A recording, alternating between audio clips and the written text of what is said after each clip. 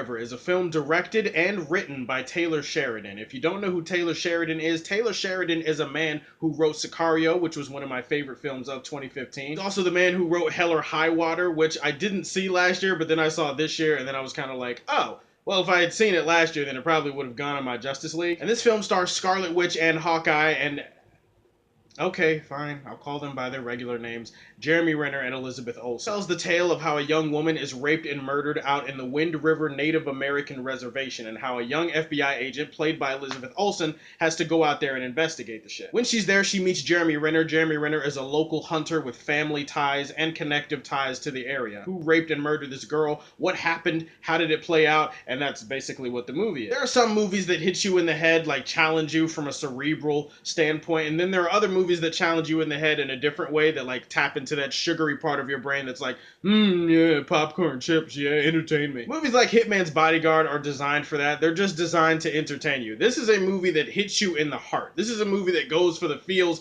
and it tries to make you bleed on the inside. And walking out of this film, I can definitely say that I was bleeding on the inside after watching it, because this is a very dark, somber, mature, emotional thrill ride. I gotta single out the direction. Taylor Sheridan, I've always known that he was a talented writer, but this, I think, is his directorial debut.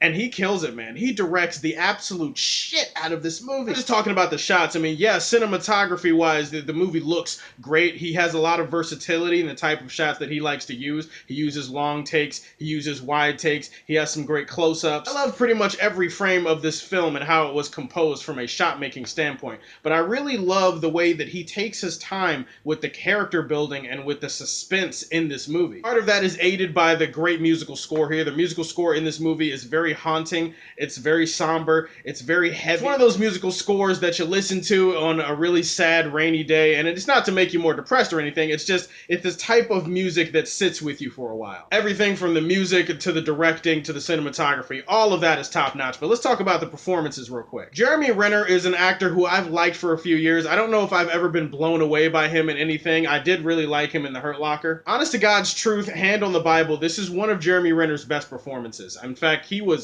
brilliant in this movie. The performance is so understated, it's so held back, it's so reserved. There's a lot of pain, there's a lot of anguish with this character, but you feel like it's always simmering underneath the surface. It never really comes bubbling out. There's so many moments in this movie where you feel like he's gonna have an outburst, or you feel like he should have like one of those big Oscar bait outbursts that they're gonna be playing at the Oscars next year. He doesn't though. He holds back, and the more that you find out about this character over the course of the movie, the more you sympathize with him, and the more you understand what he's going through and why he's doing what he's doing. Elizabeth Olsen, who, as I mentioned before, plays Scarlet Witch in the MCU, she was also really great in this movie. She's a very idealistic, very passionate FBI agent who's all about getting the job done. The acting in this movie is so good, sometimes it's not about the performances and what they say. Really as much about what they don't say as much as it's about what they do say. I love the fact that this movie kind of takes a peek behind the curtain of the Native American society and culture, and it kind of opens your eyes to some of the problems and issues that they go through. We kind of take for granted that area of the populace. You don't really think about it when you're going out and when you're going about your life in American society, but it really does show a kind of haunting look at how we take for granted and overlook and gloss over some of the issues that Native Americans have. As far as issues with the movie, there are issues that other people have that I don't really have. I do have one little nitpick, but it's kind of a nitpick thing. This movie is kind of a slow burner. It's a slow pace thing. It kind of builds its character and it builds a story. It takes about 20 minutes for this thing to really get started. While I do understand that they had to do some things to set up where we end up in the story, some people might get turned off by the slow pace. It does take its time. If you're one of those people that's kind of impatient, you're like, well, I just want the story right out of the gate so that we can get into the stuff. They take their time setting it up, so you got to be a little patient. And also, there's a scene in this movie that I'm not going to spoil, but it's a very graphic scene, and whenever I see scenes like this in movies, it always makes me uncomfortable. Like, it always gets under my skin, and it kind of pisses me off. Luckily, in this movie, the scene does not last that long. It's very brief, but it's not really an issue with the film itself. It's just a personal thing with me. In the end, guys, Wind River is one of those slow burn, intense,